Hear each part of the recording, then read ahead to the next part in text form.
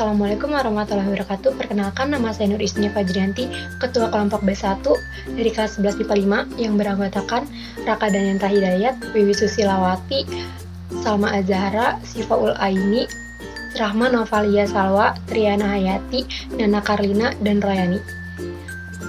Saya dan teman-teman saya akan mempresentasikan materi dari bab 7, yaitu tentang pertempuran medan area, Bandung Lautan Api, dan berita proklamasi di Sulawesi. Pasukan medan area. Jadi, pada tanggal 9 November 1945, pasukan sekutu di bawah pimpinan Brigadir Jenderal T.A.D. Kelly mendarat di Sumatera Utara. Pendaratan itu diboncengi oleh pasukan Nika yang dipersiapkan untuk mengambil alih pemerintahan. Sehari setelah mendarat, tim dari RAPI telah mendatangi kamp-kamp tawanan di Pulau Berayan, Saintis, Rantau Perapat, Pematang Siantar, dan Berastagi untuk membantu para tawanan dan dikirim ke Medan atas persetujuan Gubernur M. Hasan. Ternyata kelompok itu langsung dibentuk menjadi Batalion Kanil Medan. Mereka sangat menikmati congkak karena merasa sebagai pemenang atas. Sikap ini memicu munculnya berbagai insiden yang dilakukan secara spontan oleh pemuda. Insiden pertama terjadi di Bali, Medan pada tanggal 13 Oktober 1945. Insiden ini berawal dari seorang penghuni hotel yang merampas dan menginjak-injak lencana merah putih yang dipakai oleh seorang yang ditemuinya. Akibatnya hotel tersebut dirusak dan diserang oleh para pemuda. Sementara itu, pada tanggal 10 Oktober 1945 dibentuk TKR Sumatera Timur dengan pimpinannya Ahmad Thohir. Selanjutnya diadakan pemanggilan terhadap bekas Giwon dan Heiho ke Sumatera Timur. Panggilan ini mendapat sambutan luar biasa dari mereka. Di samping TKR, di Sumatera Timur terbentuk juga badan-badan perjuangan yang sejak 15 Oktober 1945 menjadi Pemuda Republik Indonesia Sumatera Timur, dan kemudian berganti nama menjadi Pesindo.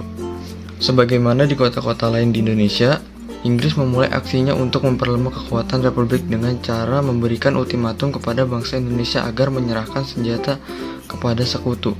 Hal ini dilakukan pula oleh Kelly terhadap pemuda Medan pada tanggal 18 Oktober 1945.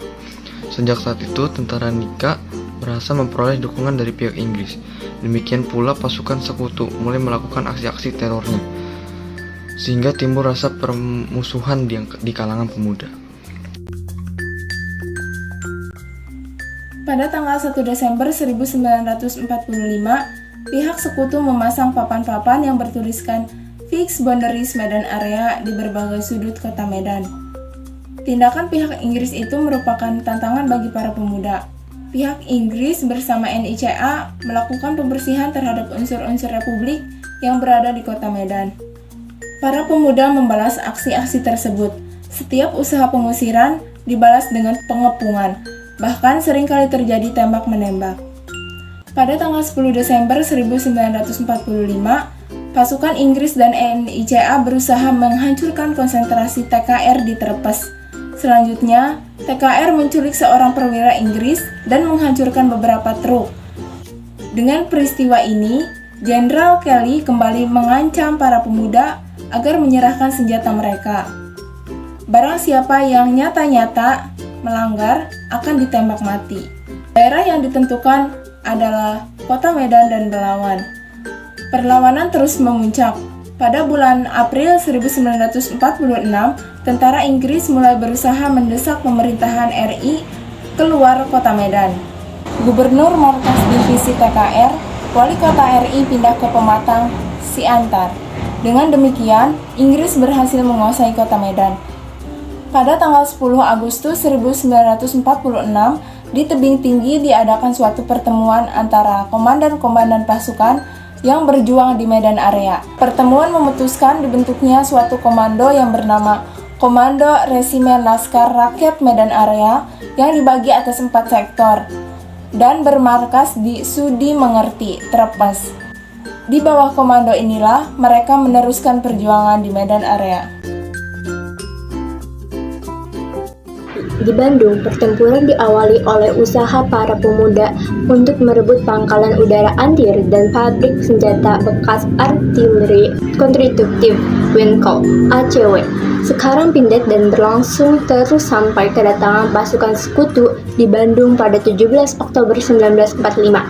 Menjelang bulan November 1945, pasukan Nica semakin merajalela di Bandung. Nica memanfaatkan kedatangan pasukan sekutu untuk mengembalikan kekuasaan kolonialnya di Indonesia. Pada bulan Oktober di Bandung, telah terbentuk Majelis Dewan Perjuangan dan Pemimpin Panglima atau TKR Urji Kartawinata. Pada tanggal 21 November 1945, Sekutu mengeluarkan ultimatum agar pejuang menyerahkan senjata dan mengosongkan Bandung Utara. Dan ternyata ultimatum itu tidak dipindahkan oleh pihak pejuang. Peristiwa yang memperburuk keadaan terjadi pada tanggal 25 November 1945. Selain menghadapi serangan musuh, rakyat menghadapi banjir besar, meluapnya Sungai Cikapundung. Ratusan korban terbawa hanyut dan ribuan penduduk kehilangan tempat tinggal. Keadaan ini dimanfaatkan musuh untuk menyerang rakyat yang tengah menghadapi musibah. Dalam suasana itu, Dewan Perjuangan tidak bisa menunggu reaksi dari pemerintah. Majelis yang terdiri dari berbagai serikat pekerja ini memutuskan untuk melancarkan perlawanan. Pada malam 24-25 November 1945, rakyat Bandung melancarkan serangan terhadap posisi Sekutu dan Nica. Kolonel Abdul Harus Nasution sebagai Komandan Divisi 3 Siliwangi menginstruksikan rakyat untuk mengungsi pada tanggal 24 Maret 1946. Malam harinya, bangunan-bangunan penting mulai dibakar dan ditinggalkan mengungsi ke Bandung Selatan oleh sekitar 2.000 warganya.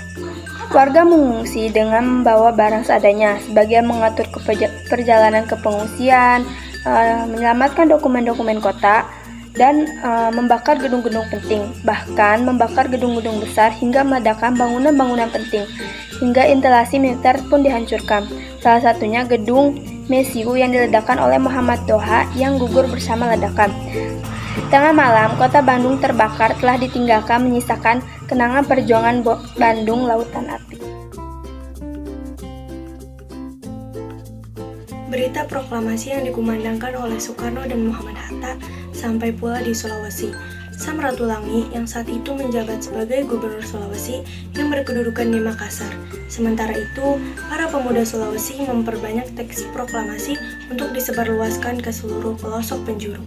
Atas inisiatif Manai Sofian dan kawan-kawan, dibuat plakat proklamasi di rumah A. Burhanuddin dan di kantor Pewarta Celebes, yang kemudian diganti nama dengan Suara Indonesia.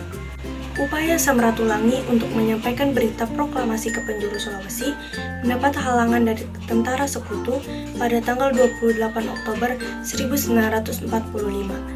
Kelompok pemuda yang terdiri dari bekas Gaigun Heiho dan pelajar SMP bergerak menuju sasarannya dan mendudukinya. Akibat peristiwa itu, pasukan Australia yang telah ada bergerak dan melucuti para pemuda. Sejak itu, pusat gerakan pemuda dipindahkan dari ujung pandang ke Polong Bangkeng. Bahkan Sam Ratulangi kemudian ditangkap oleh NICA dan diasingkan ke Serui, Papua.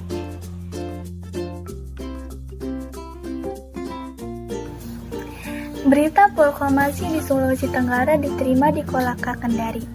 Mula berita diterima oleh kalangan Kaigun dan Heiho yang dibawa oleh tentara Jepang. Saat itu yang bertugas memimpin Heiho adalah Ide Heiso dan Sudemitsu Heiso.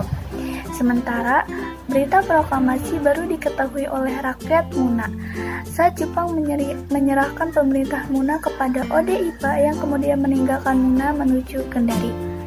Di Buton, berita proklamasi diterima rakyat dari para pelayar yang tiba dari Jakarta dan Bangka, serta dari orang-orang Jepang yang datang ke Makassar. Di Sulawesi Tengah, berita proklamasi diterima pada tanggal 17 Agustus pada pukul 15.00 atau 3 sore waktu setempat. Berita itu diterima Abdul Latif dari tentara Jepang yang dikawal dari 2 tentara Heiho dari Sulawesi Selatan, yaitu Saleh Topetu dan Jafar. perwira itu mengatakan, bangsa Indonesia sudah merdeka. Sulawesi Tenggara diterima di Kolaka Kendari. Mula di Manado, berita proklamasi pertama kali diterima di markas besar tentara Jepang yang berkedudukan di Minahasa. Saat itu, Rombot sedang mendapat tugas untuk menerima berita damai dari Tokyo. Pada saat itulah berita tentang proklamasi yang disebarkan di seluruh penjuru dunia itu diketahuinya tepatnya pada 18 Agustus 1945. Berita itulah diterimanya bersamaan dengan berita kapitulasi Jepang dan perintah gencatan senjata. Segera setelah bertugas, Rombot mengontak W.P. Sumanti yang saat itu sebagai Daidansko Bos Sintia di Tornado. Kedua tokoh itu kemudian menyampaikan berita proklamasi itu tokoh-tokoh nasionalis. Berita itu kemudian disebarkan ke Sangger Talaud, Bolang Monggodo, dan Gorontalo. Itu pula bendera merah putih mulai berkibar menjadi lambang Indonesia merdeka. Cita-cita yang sudah lama diinginkan oleh rakyat pun terwujud di Sulawesi Tenggara misalnya. Bendera merah putih dikibarkan pada 17 September 1945 dengan dipimpin oleh Andi Kasim. Di Lasusua, bendera merah putih dikibarkan pada 5 Oktober 1945 yang dihadiri oleh Kepala Distrik Batambanua dan beberapa pemimpin pemuda RI dari Luwu. Sementara itu, pada 14 Februari 1946, B.W. Lampian sebagai pemimpin sipil pada saat itu memimpin pasukan pemuda bersama Letkol CH Taulu dan Serda SD. Wisan merobek bagian biru pada bendera Belanda di tansi militer Belanda di Teling, Manado. Peristiwa heroik itu menandai berkibarnya bendera merah putih. Sekian video presentasi dari saya dan teman-teman saya. Kurang lebihnya mohon maaf. Wassalamualaikum warahmatullahi wabarakatuh. Terima kasih.